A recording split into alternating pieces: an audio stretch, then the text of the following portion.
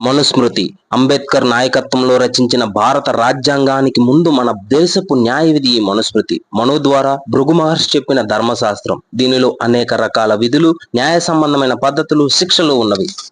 ద్విజులుగా చెప్పబడిన వారు బ్రాహ్మణ, క్షత్రియ, వైశ్యులు. మిగతా వారంతా 4వ జాతికి చెందినవారు. వీళ్ళు శూద్రులు అంటారు. అంటే బ్రాహ్మణ, క్షత్రియ వాళ్ళు కాకుండా మిగతా వాళ్ళందరూ కూడా శూద్రులుగా, చండాలుగా చెప్పబడింది. వీరందరికీ ప్రభు బ్రాహ్మణుడే. బ్రాహ్మణులకు సేవ చేయడం ద్వారా మోక్షాన్ని పొందుకునే విధంగా మనుస్మృతి అనేది రచించబడింది. ఎట్టి పరిస్థితుల్లోనూ బ్రాహ్మణులపై కోపపడవద్దు. ఎందుకంటే బ్రాహ్మణులకు కోపం వస్తే సైన్యాన్ని, వాహనాలతో ఉన్న రాజుని శపించి రూపమాపగలరు. బ్రాహ్మణులకు కోపం వస్తే అగ్నిని సర్వభక్షణగా శపించారు. సముద్రంలో ఉండే నీరు తాగడానికి వీలు లేకుండా చేశారు. చంద్రుని క్షయరోగం వచ్చేలా చేశారు. అట్లాంటి బ్రాహ్మణునికి కోపం కలిగించి ఎవరు సుఖంగా ఉండగలరు?